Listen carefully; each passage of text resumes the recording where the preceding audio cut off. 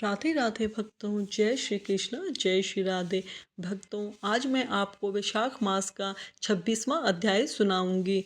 राधा कृष्ण वैशाख मास में सूर्योदय से पहले स्नान करना सभी जन्मों के पापों को नाश करने वाला और आरोग्यता देने वाला माना गया है। जीवन में प्रभाव पड़ता है, आंतरिक आनंद मिलता है, जिससे बुद्धि शुद्ध होती है। इसलिए सबको वैशाख मास में कुछ ना कुछ शुभ कर्म अवश्य करने चाहिए। आपने अभी तक वैशाख मास का उपयोग नहीं किया हो तो अभी भी आपके पास समय है। वैशाख के अंतिम 5 दिनों में आप व्रत और स्नान का नियम ले सकते हैं। आपको जैसे भी ठीक लगे अपने हिसाब से उसी हिसाब से नियम ले सकते हैं। 5 दिनों में आपको भगवान ने बहुत अच्छा समय दिया है। जो पूरे महीने आपने व्रत जब तप नहीं किया हो, इन 5 दिनों में आप संपूर्ण वैशाख मास का फल प्राप्त कर सकते हैं। कल वैशाख मास के 25वें अध्याय में वैशाख के अंतिम तिथियों का महत्व जाना था। अब आज इस अध्याय में ऋषि वाल्मीकि के पूर्व जन्म का वृत्तांत सुनेंगे। शुरू करते हैं। राजा श्रुतकति बोले कि मुनीश्वर, मैंने वैशाख के फलदायक सब धर्म सुने, परंतु सुनते सुनते अभी मेरी तृप्ति नहीं होती है। इसलिए मुझे मुक्ति के दाता भगवान विष्णु को प्रसन्न करने वाले दिव्य धर्मों का वर्णन कीजिए। राजा के इन वचनों को सुनकर अति प्रसन्न हो श्री सुखदेव जी बोले, राजन, मैं पाप को नष्ट करने वाली एक कथा कहता हूँ, चित्त लगाकर ध्यान पूर्वक सुनिएगा। यह वैशाख धर्म के सभी धर्म संबंधी कथाओं मुनियों द्वारा प्रसिद्ध है। पंपा के तट पर कोई शंख नाम से प्रसिद्ध परम यशस्वी ब्राह्मण थे, जो बृहस्पति के सिंह राशि में स्थित होने पर कल्याण में गोदावरी नदी में स्नान करने के लिए मार्ग में परम पवित्र भीमरथी को पार करने के बाद दुर्गम जल शून्य और भयंकर निर्जन वन आया, जहाँ ना कोई मनुष्य था ना जल था। वैशाख का महीना था और दोपहर का समय था। वो तेज धूप से दुखित होकर किसी वृक्ष के नीचे जा बैठे। उसी समय कोई दुराचारी व्याध यानी शिकारी हाथ में धनुष लेकर वहां आ गया।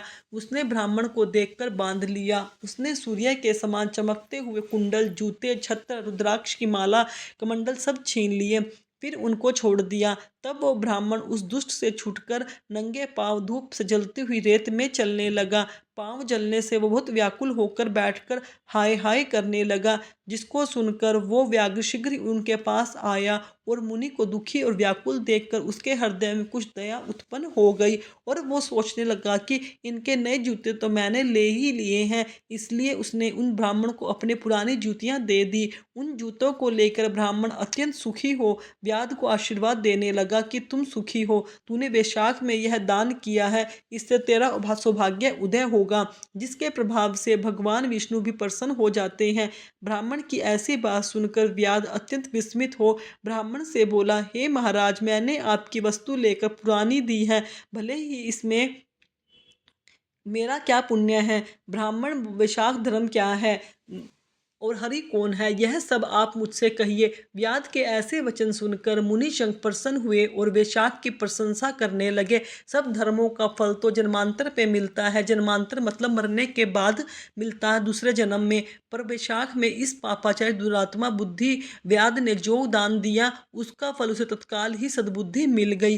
तभी वह वैशाख के विषय में जानना चाहता है। संपूर्ण दान, तप, बड़े बड़े यज्ञ तथा तीर्थ यात्रा करने से भगवान विष्णु उतने प्रसन्न नहीं होते जितने वो वैशाख धर्म करने से प्रसन्न होते हैं। इसे माधव मास के नाम से भी जाना जाता है। माधव मास में जो पुण्य बहुत थोड़े में शुभ कर्मों को मिला देता है, वो पुण्य इतना बहुत अधिक खर्चा करने पर भी, दान करने पर भी, यज्ञ करने पर भी नहीं मिलता। इस मास में ताप नाश करने वाली पादुका तूने मुझको दी है, जिससे भगवान तेरे ऊपर प्रसन्न हो गए हैं।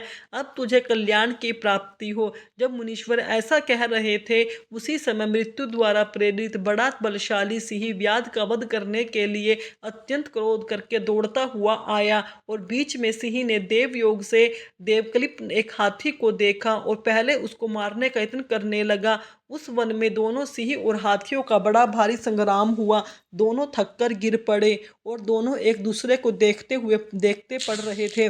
दूसरी तरफ जब शंख मुनि व्याध को वैशाख के विषय में बता रहे थे, देवयोग से उस दोनों के वो सारी कथाएं सुनी, जिसके सुनने मात्र से उनके शरीर निर्मल हो गए। वो दोनों सब पापों से छूटकर तत्काल पशु योनि त्याग कर स्वर्ग जाने को तैयार हुए। वे दोनों मुनि के सामने हाथ जोड़कर खड़े हो गए। उन्हें देखकर मुनि ने पूछा, तुम दोनों कौन हो? तुम्हारा जन्म दुष्ट योनि में क्यों हुआ? अकारण ही वन में एक दूसरे को मारने को क्यों आतुर हो रहे थे? बताओ मुझे सारी बात। तुम्हारी मृत्यु कैसे हुई? यह सब कथा विस्तार पूर्वक मुझसे कहो। मुनि के ऐसा कहने पर वो कहने लगा, मतंग मुनि के दलितिल और कोलाहल दो पुत्र हुए। श्राप दोष से उनके नाम हम हुए। हम दोनों वही एक दिन हमारे पिता मतंग ऋषि संपूर्ण धर्मों के जानने वाले कहने लगे कि हे पुत्रों, मधुसूदन भगवान के प्रिय मास में वैशाख युग धर्मों को करो, जिससे संसार बंधनों से निवृत्ति होगी। परंतु दुर्बुद्धि से हमारी समझ में कुछ भी नहीं आया। पिता के वाक्य सुनकर मुझ दंतिल को अत्यंत क्रोध आया और कोलाहल मतवाला हो गया। तब धर्म की लालसा हमारे पिता ने क्रोधित होकर हमें श्राप दिया। कहा, हे दंतिल, अपने क्रोध के कारण तू सिंह होगा और मतवाला कोलाहल हाथी बनेगा। तब हम बहुत दुखी होकर श्राप निवृत्ति के लिए प्रार्थना करने लगे। तब पिता ने मोक्ष का उपाय बताया कि तुम दोनों पशु योनि पाकर थोड़े दिन पीछे एक दूसरे को मारने को तत्पर हो जाओगे। उसी समय व्याध और शंख ऋषि के वैशाख धर्म संवाद देव योग से तुम्हारे कानों में पड़ेंगे। उसे सुनने मात्र से तुम्हारी बुद्धि निर्मल हो जाएगी और श्राप से छूटकर पूर्ण रूप धारण करके तुम मेरे पास आ जाओगे। पिता के इस श्राप से हमको पशु योनि मिली और अब जो कुछ हुआ आपके सामने है। देव योग से हम दोनों ने यहाँ चले आए और आपका दिव्य संवाद सुना और उसी के प्रभाव से तत्काल हमारी मुक्ति हो गई। यह कथा कहकर दोनों ने मुनीश्वर को नमस्कार किया और आज्ञा मांगकर अपने पिता के पास वापस चले गए। तो इस तरह सब कथा दयानिधि मुनि ने व्याध को सुनाई और कहा, देखा वैशाख का कैसा महात्म है। जब मुनि ने इस प्रकार कथा व्याध को सुनाई तो व्याध अपने सभी शस्त्र फेंककर कृपालु ऋषि से कहने लगा, हे मुनि, मैं अत्यंत दुर्बुद्धि और पापी हूँ। मेरे ऊपर आपने बड़ी कृपा की है, क्योंकि साधु महात्मा स्वभाव से ही दयालु होते हैं। कहाँ मैं नीच कुल में उत्पन्न हुआ व्याध, कहाँ मेरी ऐसी पवित्र बुद्धि। मैं इसे केवल आपका ही उत्तम अनुग्रह मानता हूँ। साधु बाबा, मैं आपका शिष्य हूँ, कृपया पात्र हूँ। साधु पुरुषों का समागम होने पर मनुष्य फिर कभी दुखी नहीं हो पाता। इसलिए आप मुझे अपने पाप नाशक वचनों द्वारा ऐसा उपदेश दीजिए जिससे संसार बंधन से छूटने की इच्छा रखने वाले मनुष्य अनायासी भवसागर से पार हो जाते हैं। साधु पुरुषों का चित्त सबके प्रति समान होता है। वो सब प्राणियों के प्रति दयालु होते हैं। उनकी दृष्टि में ना कोई नीच, ना कोई उच्च, ना कोई अपना, ना पराया समझ होता है। मनुष्य स्तब्ध होकर जब गुरुजनों से उपाय पूछते हैं तब वो उन्हें संसार बंधनों से छुड़ाने वाले ज्ञान का उपदेश देते हैं। जैसे गंगा जी मनुष्यों के पापों का नाश करने वाली है, उसी प्रकार मूढ़जनों का उद्धार करना साधु पुरुषों का स्वभाव माना गया है।